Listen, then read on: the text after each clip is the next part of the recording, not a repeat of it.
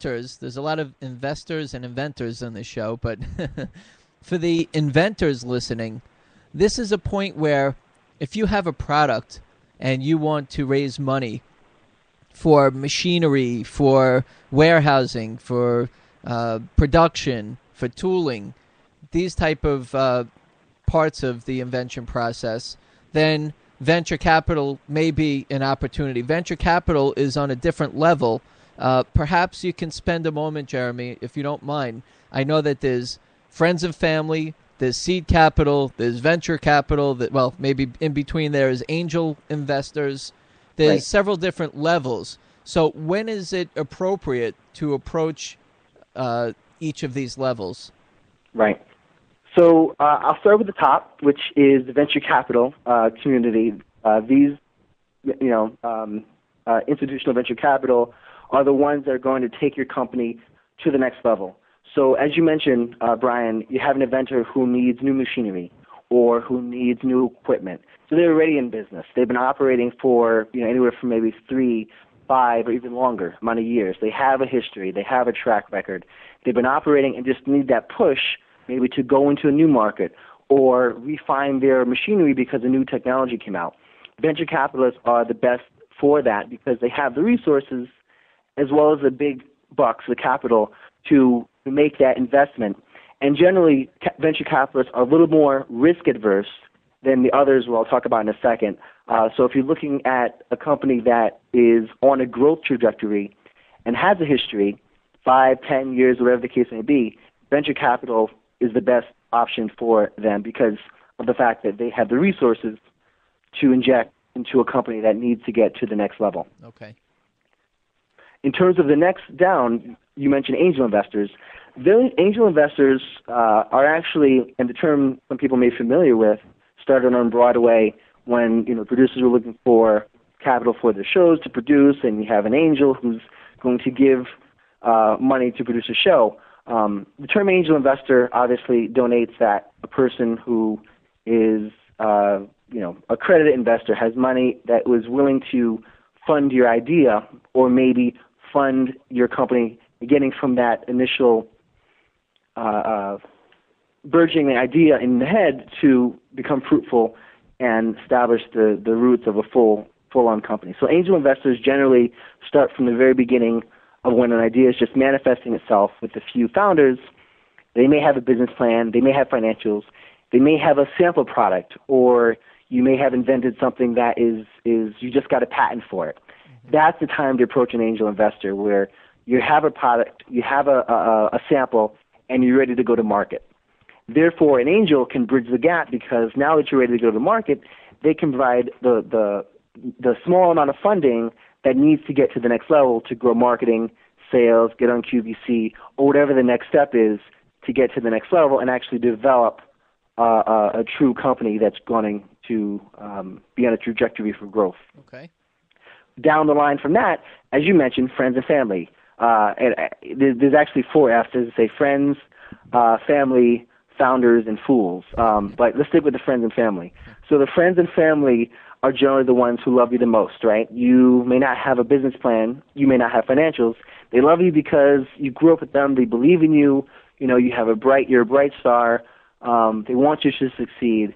And those are the people who are going to give you the capital, before the angel capital, but the capital to build that sample, to build, to test your hypothesis, to get that prototype, to get to the stage of now you have a prototype. Those are the people that are generally approached in terms of the beginning when the idea, you just had a dream last night and this is going to work. Those are the people that you approach for that initial, what's sometimes called love capital. Okay. What about seed funding or seed capital? Seed capital usually comes in 2 forms. My personal preference is always, I always kind of take my own seed capital, my own funds, before I ask other people to invest, just because, I always want to prove my idea, and I don't want to lose investors' money. But seed capital can come in a variety of forms. Friends and family are generally the norm for seed capital, but there are angel investors who do invest in seed ideas that are solid. Solid meaning that, you have an idea, but you've thought through the process. You thought through, I built this machine, I had this product or service that I've developed, I've invented. Now I need to get to the next stage to make it patentable and to really sell it to the market. So seed capital comes in that form, but most of the time I tell entrepreneurs to try to use as much seed capital of their own as they can, because the most expensive form of ownership you can give away in your company is equity. And when you don't own it, you don't have it. In the future, an equity is forever. So my recommendation is to always try to use the seed capital that you need to get to as far as you can on your own, because at the end of the day, the equity that you have in your company, you've built, you get to keep. And the more you give away to investors, the less you get to keep. Very interesting. So speaking on the amount of equity that you give away, obviously going down that list, when you're talking about venture capital, you already have something substantial to be able to present and give a small percentage of away, and also be able to continue to build and maybe at certain points give a little bit more. But it's risk reward, right? So as you're going down that list, there's going to be more that you're giving away because people are taking more of a risk with you, right, Jeremy? Absolutely. So the more, and I always tell entrepreneurs to be, and of course it depends on the life cycle, as generous as possible depending on where you're looking. So down the list, you're absolutely right. The more you're going to give away, the further down the list you have to take. You have a 3-year, 4-year, 10-year company. Venture capitalists are not looking to, and they know they can't because you're in a better position. You can operate your company, you're just looking to grow. And so they'll take a very small chunk of what they hope is, the next $100 billion idea and allow you to grow and operate your business and not meddle too much in your company. Down the line, as you get to smaller venture capitalists and even angels and friends and family, people will want to take a little bit more because it is a risk reward, a little bit more upfront.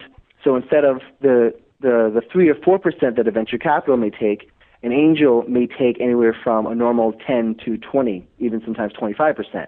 In the risk reward model, I'm investing in this entrepreneur early, and therefore the risk is higher. Therefore, my reward needs to be greater, all the way down to friends and family. So you hit the nail on the head. Understood. Now, at this event, again, it's November 27th at 6 p.m. What's the address?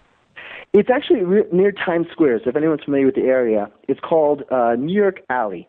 Alley, New York. And the address is 500 7th Avenue. It's on the corner of 38th Street. Okay. And again, you can go right on to gotinvention.com, click on the SME banner that's on the top left of the bottom, and it'll take you right to the ticket area and also the agenda of the event. But if you're listening somewhere else, you have the opportunity to go to smeshark.eventbrite.com, eventbrite.com. Is that right, Jeremy? That is correct. Okay, so smeshark.eventbrite.com. Okay. Now, at this event, Jeremy, what type of people or companies or products, ideas are coming through to look to present to the Sharks? And now that you gave us an idea of what sort of levels there are, where does this fall into place? What happens at this event? Right. So the people who are going to present, the companies that we look for to present, are in a whole bunch of diverse industries. So it may be an inventor who's looking to get a product to the next level. And a lot of times, like I said, if anyone has seen the show Shark Tank, a lot of people are coming on with products or ideas or inventions, and the sharks who are most familiar, Damon, sometimes Mark Cuban's on there, and really kind of taking it to the next level. We're looking at companies that are ready to go, that you may not have everything under the sun put together, meaning a full team. You may not have even a full product, but companies and individuals and entrepreneurs who are ready to get to the next level. And when I say ready, the 3 criteria again come to mind. Make sure you understand who we together, meaning the investor and the entrepreneur, can sell to. Who's going to buy my product or service? And if we believe the entrepreneur has enough grit and stone to the fire in their company to really believe passionately that this idea, backed up by data, is going to be able to revolutionize in some way or grow the market or actually sell to a bigger company, those are the companies we're looking to go to pitch to the sharks or the investors on that date on the 27th. Okay, so how many people, companies, products are entitled to or have an opportunity to pitch? We're selecting 4 to 5 only because we want to. Sometimes when you go to these events, you'll have they'll say to you, here, 60 seconds or 30-second elevator pitch, 60-second elevator pitch, and we really don't believe in that philosophy because there's so, if I look at, say I was an entrepreneur, Brian, you were an investor, and you never met me before, and I tell you my idea in 60 seconds, there's no way you're going to invest in me. So if you don't know who I am. So we actually give the entrepreneurs about 5 minutes to really go over their business, and everyone's prepped beforehand so they know which businesses are presenting. But nevertheless, it gives you an opportunity to really tell your story. And at the end of the day, entrepreneurs and investors come together for really investing in entrepreneurs with great ideas who can follow through and who have a great story to eventually sell their idea or product to another company. Sounds exciting, and there's other people that are going to be watching the event and learning from it, right? Seeing how people pitch venture capital type of people, yes. and also there's other educational events throughout the program that people can obviously pick up some tips on when they need to be ready. Absolutely. There's a segment in the event that's really exciting. I'm really excited to have those guys, the 3 angel investors and a CEO. It's called CEO versus Investor Battle. And during this, it's actually a serial entrepreneur. I mentioned Dane Atkinson and Zach are going at it. One's playing the investor, one's playing the CEO, and they're actually negotiating a real what's called a term sheet. So anyone who's familiar with the finance world, a term sheet simply means the terms of the deal. If I give you X amount of dollars, I get X amount in return for my investment, equity-wise. So they're going to see that negotiation because I think it's important at the end of the day to people to realize, entrepreneurs and inventors, that it is a negotiation. So if you, Brian, as an example, ask me for $100,000 and you want to give up 20% of your company, I may say the value of your company is too high or low, and I may go in with a different number. And again, it's a negotiation. At some point in time, we either agree to do the deal or not. But it never starts, very rarely, I must say, it happens where you put on a number as an entrepreneur and I accept it as an investor as is. Many times it's a negotiation, and people will see that real live negotiation because that's what happens behind doors that a lot of people don't have access to, and it's a good chance to really understand going in with different options is the best way, again, to get to the next step with a angel investor or a venture capitalist. Okay, so this is really a great way for inventors, entrepreneurs to really understand what it takes to go after venture capital funding and also just the different levels of funding.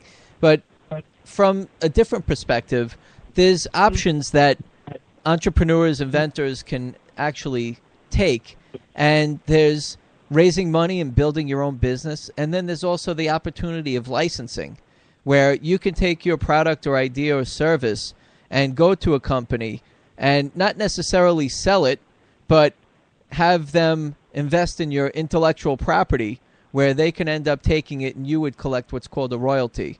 And then there's some inventors, entrepreneurs that choose to raise the money and go for it. And obviously, there's a risk-reward ratio like anything that you're talking about when you're investing. And the more risk there is, obviously, the more that you're going to be giving away. So it's pretty interesting. But from a different perspective now, being prepared to raise money at different levels, these people that are going to be pitching, they're at all different levels. I mean, if I have a product that I just came up with and I have a prototype and I need the money for tooling and I don't have any orders pending, Is that something for me, or is it where I have pre-production done? I did the tooling, I have the pre-production, I have a couple orders, purchase orders, and I need to raise the money and just